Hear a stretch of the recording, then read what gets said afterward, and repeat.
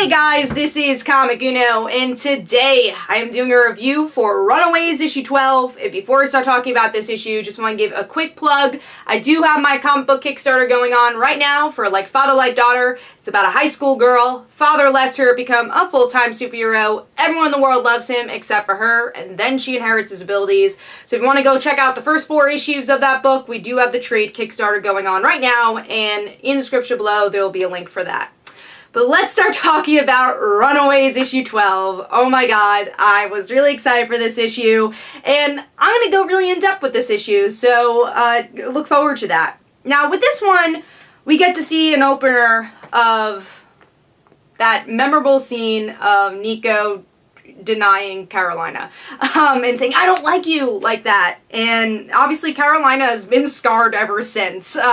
She doesn't really know what relationship she has with Nico. She obviously loves Nico, and Nico's always been trying to figure out her feelings, and there's always been teases to that in the series that we are finally getting head on. Another story, and we'll get into the Carolina and Nico stuff, but that's how it opens up. Another story that's really surprising here that starts developing is Gert and Victor. So Gert's sitting in the time machine of her parents. I love this moment. It's like, I have a goddamn time machine and I can't do anything with it. So Victor helps her out, and they have this really good heart-to-heart, because I think these are the only 2 characters who could truly understand what's going on with each other. With Gert, she doesn't know if her being back is right. She's so confused of what time is. You know, obviously it's such a tough concept in general, as her parents are time travelers and now she's not actually supposed to be alive, so how should she feel? And she's still a teenager when all the rest of her friends are older. She lost her boyfriend because of it. She's lost a lot. So she's confused about, you know, her own body, her own self, and same thing for Victor. You know, Victor dealing with not having a body, how he feels about that, and the guilt of killing Vision's son. And I love this moment where Gert says, and it just ties back to the awesome universal themes, I guess, of this comic, is that you're not your parents, obviously, but what is evil? Like, what does it mean to be evil? That's what the kids are always trying not to be. They're always trying to be good, but do little mistakes make you evil? What makes you a bad person? And Victor thinks he's a bad person because he's killed Vision's son by accident. And Gert's like, no, you made a mistake. That you didn't kill an innocent person because you wanted to, like our parents did. You did it by accident, and you feel guilty about it, unlike our parents. So it's this really cool moment. And then I also love, because the aesthetic of this, because obviously Victor doesn't have a body, he's like, can we kiss? And obviously Gert will have to physically pick up Victor to do so, and Gert's like, no, you don't want to do that, like, it's just the emotions, like, no, I really want to kiss you. So it's like this unlikely romance that happens between them, and it's so beautiful. Obviously, with Matt Wilson's colors are brilliant for this book, and Chris Anka's artwork blows me away every issue. Like, these butterflies, it's just like it's just perfect. And I love Chris's facial expressions as well. You just captures the emotions so well for all these intense stories, and I'll go into that as well with Carolina and Nico.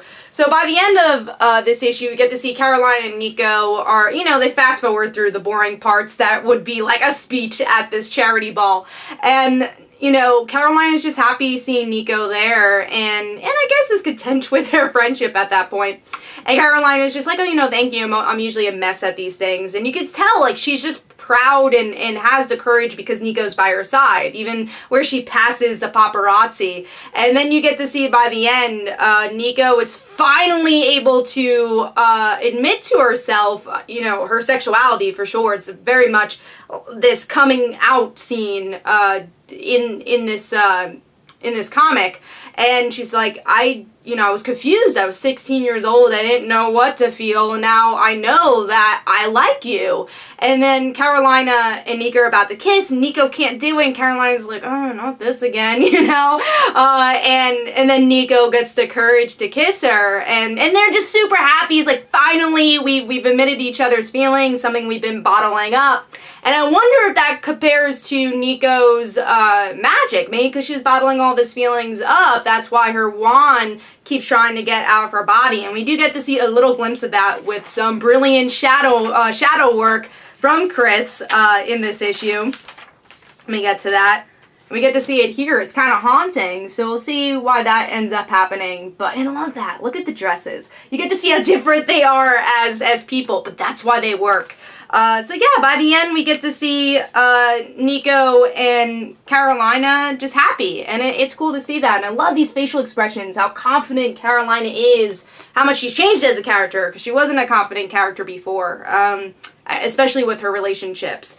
And then cliffhanger time to make this a beautiful bow of Runaways, and that is Alex makes his return. And I love that, because if you know Nico and Carolina's relationship, Alex always rains on their parade. Obviously Alex and Nico were in a relationship, and that's why Carolina was very jealous, and again, he kind of rains on their parade all the time. So, perfect moment when they're happy, they figured stuff out, Alex shows up. So I can't wait to see where that goes. That's just like pinnacle Runaways. It was such a perfect cliffhanger. And what a perfect issue. There's some nice surprises in this issue, like I said, with Gert and Victor, and beautiful scenes. But then I think you figured the Nico Carolina thing was going to happen just because of how things were building up and how Nico was reacting, and you knew that they were going to go to a party. So I figured that would happen, but the way it happens was beautiful and raw. That's what I love about Runaways in general. These are still young adults trying to figure out their emotions, and Rainbow and Chris do a beautiful job at this, which is why this is, next to Paper Girl, is my favorite comic book on stands.